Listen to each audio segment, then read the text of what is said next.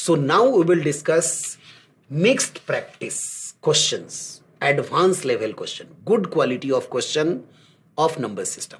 अब हम इस चैप्टर के अच्छे क्वालिटी क्वेश्चन डिस्कस करेंगे और जिसका हेडिंग है advance level question, mixed practice, right. तो अब हम इस चैप्टर को और आगे कंटिन्यू करते हैं और मिक्स्ड प्रैक्टिस अच्छे क्वालिटी ऑफ क्वेश्चंस को डिस्कस करेंगे। आइए क्वेश्चन नंबर 1 पे, how many statements is are correct, निम्न में से कितने कथन सही है। ये पहला कथन है pi is a rational number, pi एक परिमेय संख्या है। दूसरा कथन है 22/7 इज एन इरेशनल नंबर, 22/7 एक अपरिमेय संख्या है।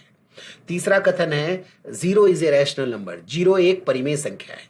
तो प्रश्न में पूछा गया है 3 में से कितने कथन सही है।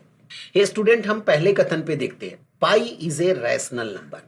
ये देखो पाई का मान एक्चुअल मान होता है 3.14 dot dot dot dot infinity.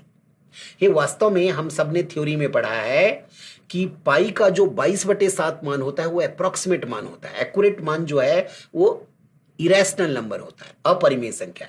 इसीलिए पहला गलत हो गया, ये वास्तव में पाई इरेशनल नंबर है। दूसरा है 22/7, है 22/7 फ्रैक्शन p/q के फॉर्म में है और जो संख्या p/q के फॉर्म में होगा वो हमेशा रैशनल नंबर अर्थात परिमेय संख्या कहलाता है, इसीलिए दूसरा कथन भी गलत है। तीसरा आती है 0 इज ए रैशनल नंबर, है 0 को हम 0/1 भी लिख सकते हैं और जो संख्या p/q के फॉर्म में होगा वो परिमेय संख्या होती है, इसीलिए तीसरा कथन सही है। तो 3 में से कितने कथन सही है, एक कथन सही है, इसलिए इस क्वेश्चन का आंसर है ऑप्शन बी। दूसरे क्वेश्चन पे चलते हैं, if x is the cube root of 1331 then how many of the following statement is are correct। यदि x 1331 का घनमूल है तो बताएं निम्न में से कितने कथन सही है, राइट ना। 3 कथन दिया गया है। देखो अब हम क्वेश्चन का उत्तर डिस्कस करेंगे। ये सबसे पहले हम क्यूब रूट ऑफ 133 निकालेंगे, 31331 का क्यूब रूट निकालेंगे, घनमूल निकालेंगे। ये 1331 को हम 11 × 11 × 11 लिख सकते हैं, 11 क्यूब 1331। तो इसका मतलब है क्यूब रूट ऑफ 1331 हो गया 11 और ये किसका मान है, x का मान है। सो x = 11 आ गया। अब हम 1 by 1 चेक करेंगे कि ये कौन से कथन सही है और कौन सा गलत है। ये सबसे पहले कथन को चेक करने जा रहे हैं। पहला कथन है x / 11 इज ग्रेटर देन 1। ये इसको अगर आप सॉल्व करोगे तो आएगा x इज ग्रेटर देन 11। हाँ जी, ये देखो हमारे पास x का मान है एग्जैक्टली 11 और पहले कथन कह रहा है कि x का मान 11 से बड़ा होना चाहिए, इसलिए पहला कथन गलत है। First statement is wrong. अब हम सेकेंड स्टेटमेंट को चेक करने जा रहे हैं। सेकेंड स्टेटमेंट है x / 11 is less than equal to 1। ये अगर आप इसको क्रॉस मल्टीप्लाई करोगे तो इक्वेशन बनेगा x is less than equal to 11। Hey इसका मतलब x का मान 11 भी हो सकता है और 11 से छोटा भी हो सकता है और एक्चुअल में हमारे पास x का मान कितना है, 11। और सेकंड स्टेटमेंट कह रहा है x can be less than equal to, तो 11 हो सकता है और स्टेटमेंट भी 11 या 11 से छोटा, तो इसका मतलब है दूसरा स्टेटमेंट सही है। अब हम तीसरे स्टेटमेंट को चेक करेंगे। 5x is greater than equal to 55, इससे हम x की वैल्यू निकालेंगे। ये 55/5 means greater than equal to 11। Third statement कह रहा है कि x का मान या तो 11 हो सकता है या 11 से बड़ा हो सकता है। हमारे पास x का एग्जैक्ट मान है 11, इसका मतलब है तीसरा कथन भी सही है। तो 3 में से कितने कथन सही हो गए, 2 कथन सही हो गए, अर्थात आंसर इज ऑप्शन सी। तीसरे क्वेश्चन पे चलते हैं। How many factors of 1001 are there, 1001 में कितने गुणक होते हैं। See the solution student. Hey सबसे पहले हम 1001 के सभी फैक्टर कैलकुलेट करेंगे। हे पहले देखते हैं कि 1001 किस किस संख्या से डिविजिबल है। ये देखो 2 से डिविजिबल नहीं है, 3 से डिविजिबल नहीं है, हम 7 से डिवाइड करते हैं। तो 7 1 जा 7, 3 30 का मतलब है 7 4 जा 28, 21 का मतलब 7 3 जा 21। अब ये संख्या 7 से नहीं है बट 11 से डिविजिबल है। 11 1 जा 11, फिर 33 बचा, 11 3 जा 33, फिर 13 1 जा 13। तो हम लिख सकते हैं कि 1001 is equal to 7 into 11 into 13। Hey student, ये इसका मतलब ये नहीं कि आंसर 3 है। अब हम सबको पता है कि कोई भी संख्या 1 और अपने आप से भी डिविजिबल है। तो अब हम फैक्टर्स ऑफ 1001 पता करेंगे। ये देखो ध्यान से, प्रत्येक संख्या 1 और अपने आप से डिविजिबल होती है। तो शुरुआत करेंगे सबसे छोटे से 1। हे 1001 से डिविजिबल है। अब 1007 से भी डिविजिबल है, 1011 से भी डिविजिबल है, 1013 से भी डिविजिबल है। अच्छा स्टूडेंट वेट, ये अब 7 इंटू 11 क्या होता है? 77। ये इसका मतलब है 1001 को अगर मैं 77 से डिवाइड करूं तो आंसर 13 आएगा। इसका मतलब कंप्लीटली डिविजिबल। तो अगला फैक्टर 77 होगा। हे स्टूडेंट, अगर आप 7 को 13 से मल्टीप्लाई करोगे तो 91 आएगा। इसका मतलब है 1001 91 से भी कंप्लीटली डिविजिबल है। उसी प्रकार से 11 इंटू 13 होता है 143। ये इसका मतलब 1001 143 से भी डिविजिबल है। और 7 गुने 11 गुने 13 मतलब संख्या 1001।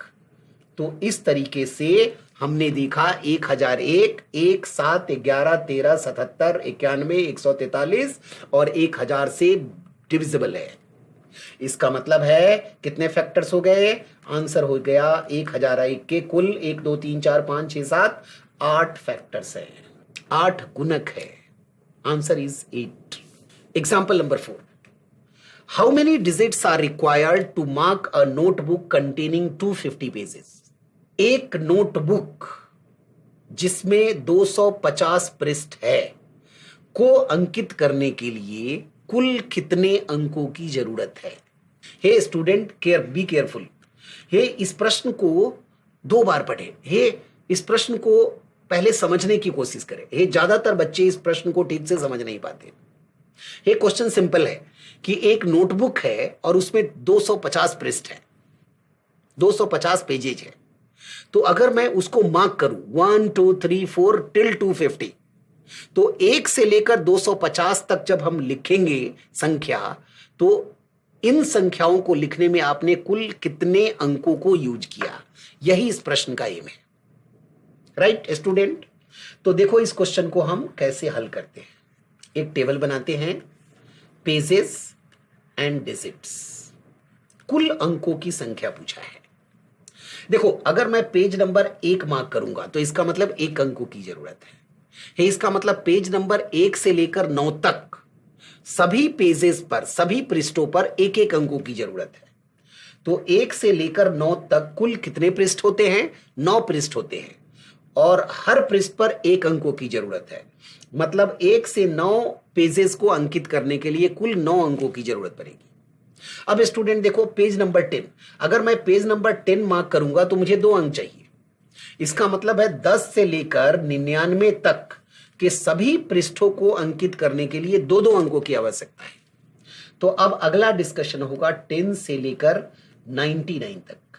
तो पेज नंबर 10 से लेकर पेज नंबर 99 तक सभी पेजेस पर हमें 2-2 अंकों की आवश्यकता है। तो स्टूडेंट 10 से लेकर 99 तक कुल कितने पृष्ठ होते हैं?